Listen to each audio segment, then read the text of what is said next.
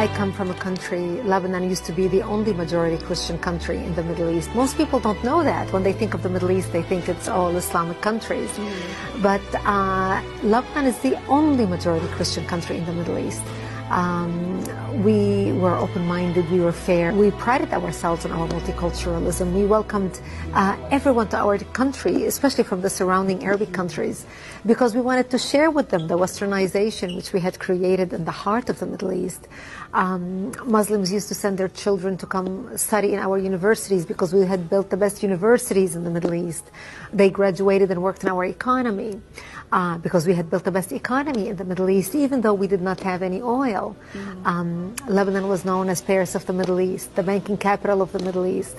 And as Christians, we focused on education. Education was very important to us. You know, we educated girls and boys, you know, no difference.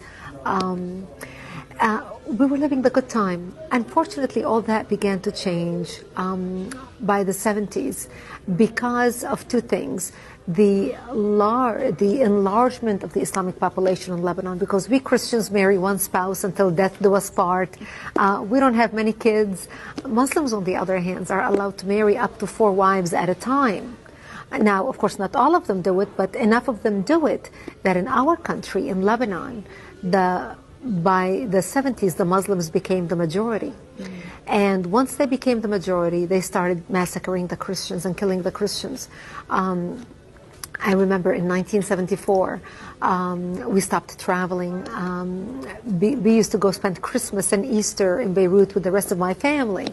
And we stopped traveling, and I would ask my father, why aren't we going to Beirut for Christmas this year? And my daddy would say to me, well, we just decided to stay home this year. And, you know, I couldn't understand why. And later I learned is because Muslims started setting up fly-by-night checkpoints, and they would stop Christian cars traveling. And when they would get people out of the car and look at their ID and find out that this is a Christian family traveling, because in Lebanon, our religion is written on our national ID, on your driver's license, on your passport. So when they see that this is a Christian family traveling, they would get everyone out of the car and shoot them in cold blood. So we became prisoners to our homes and our cities and our communities. And that's the reason why we stopped going anywhere.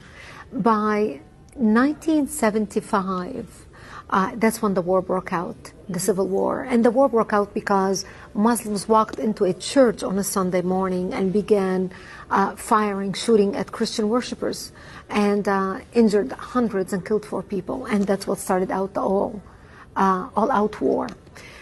And it was a very difficult time for the Christians, because as the Muslims organized and now supported by the oil money flowing out of Saudi Arabia and all the Muslim countries, they wanted to basically use Lebanon as a base from which to fight Israel, kill the Jews and drive them into the sea, using Lebanese democracy and Lebanese open-mindedness and tolerance to do exactly that. And that's really when my world turned upside down and it changed. Lebanon was so multi-faith and multicultural. So we had Druze, Muslims, Christians, Protestant. The majority were Christians. We were over almost 70% Christians when we got our independence in the 40s. But because of the way Muslims multiply, you know, with the multiple wives and multiple kids, in 30 years, they became the majority.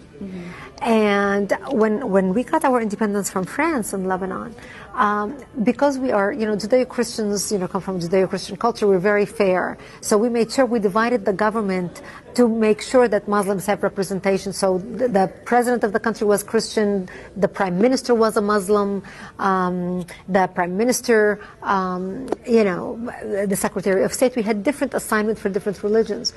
But the Muslims became the majority. And once they became the majority, they were no longer tolerant of the people who took them in and accepted them and included them in the country. They felt they were not a part of the country. They felt they were a part of the Islamic Ummah or the Islamic nation. So when they turned against their brethren Christians who lived in the same country, and Jews, but specifically the Christians, they began massacring us in large numbers because they thought we are in power now, and therefore we set the rules on how things should be.